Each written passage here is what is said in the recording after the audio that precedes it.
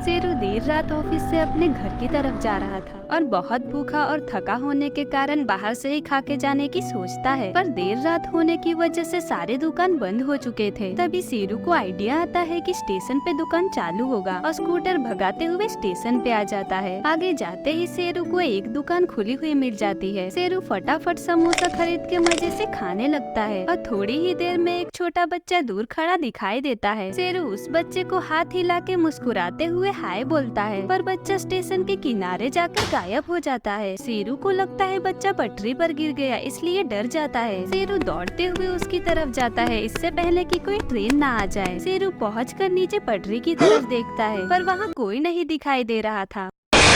शेरू डरते हुए चौंक कर पीछे गिर जाता है और उठकर तेजी से स्कूटर की तरफ भागता है और अपने स्कूटर को स्टार्ट करके भागने लगता है, पर शेरू डर के कारण गलत रास्ते पर आ चुका था और अचानक शेरू को बहुत सारे झटके महसूस होते हैं, क्योंकि शेरू ट्रेन की पटरी पे स्कूटर चला रहा था और रास्ते के जंगल में एक आदमी पीछे इशारा करते हुए घूर रहा था। आगे जाने पर फिर एक चुड़ैल वैसे ही पीछे की तरफ इशारा कर रही थी। शेरू पीछे मुड़ के देखता है तो एक भयानक धुआं उसकी तरफ आ रहा था और अचानक धुआं अपने अंदर समा लेता है और शेरू कंकाल में बदल जाता है।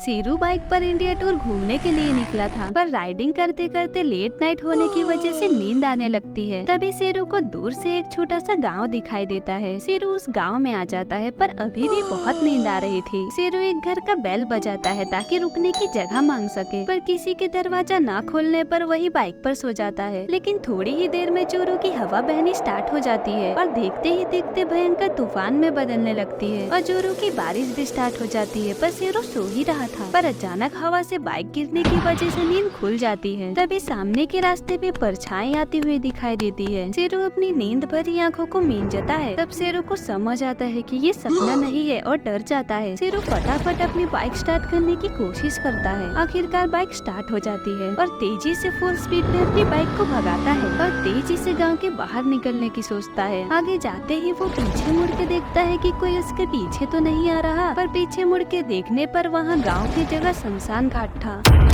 शेरू अपना आईफोन चलाते चलाते देर रात घर आ रहा था। तभी शेरू को दबी कदमों की आवाज आती है और अचानक पीछे मुड़ते ही दो लोग सर पे लकड़ी से हमला कर देते हैं और शेरू का आईफोन छीनकर वहां से भाग जाते हैं और शेरू बेचारा कुछ नहीं कर पाता और बेहोश हो जाता है। 2 घंटे बाद शेरू को नींद खुलती है। शेरू तुरंत दौड़ते हुए अपने घर की तरफ भागता है और सारी टेंशन में बातें अपने पापा को बताता है। शेरू के पापा तुरंत पुलिस स्टेशन में फोन करके सब बातें बताते हैं। थोड़ी ही देर में पुलिस आती है और इलाके का जायजा करती है, पर अफसोस पुलिस को कोई भी सबूत नहीं मिलता और वापस चली जाती है। बेचारा शेरू पापा से दूसरा आईफोन देने की रिक्वेस्ट करता है, पर पापा फिर से हमला होने की टेंशन की वजह से मना कर देते हैं। बेचारा शेरू अगले दिन अपने दोस्त चिट्टू को सब बता देता है। चिट्टू बोलता है तो हम आईफोन को ट्रैक भी तो कर सकते हैं और थोड़ी ही देर में चिट्टू आईफोन ट्रैक करने में कामयाब हो जाता है। फिर दोनों ट्रैक करते करते शहर में जाने लगते हैं और चिट्टू शेरू के बाजू वाले घर की तरफ इशारा करता है। शेरू को बहुत गुस्सा आता है, पर वो कुछ नहीं कर पा रहा था। बट रात होते ही दोनों बोतल में पेट्रोल भर के ले आते हैं और घर के चारों तरफ छिड़कने लगते हैं। फिर उसमें आग लगा देते हैं, जिसमें लोगों के चीखने की आवाजें आ रही थी। शेरू और चिट्टू तेजी से वहाँ से भागने लगते हैं, इससे पहले कि कोई देख ना ले, और अपने अपने घर पर आकर सो जाते हैं। पर शेरू को एम्बुलेंस की आवाज साफ सुनाई दे रही थी। आखिरकार सुबह हो जाती है और अब शेरू अच्छा फील कर रहा था, पर स्कूल जाते वक्त देखता है टीवी पे वही न्यूज चल रही है जिसमें 3 लोगों की जान चली गई। शेरू और चिट्टू नॉर्मली क्लासेस अटेंड करते हैं जैसे कुछ हुआ ही ना हो, पर आखिरकार पुलिस सीसीटीवी फुटेज से पहचान ही लेती है और शेरू और चिट्टू दोनों जेल में बंद हो जाते हैं। पर एक दिन मिस्टीरियसली दोनों की कंकाल जेल में पड़ी मिलती है। कहा जाता है कि ये वही 3 आत्माओं ने किया है जिनकी मौत आग में हुई थी।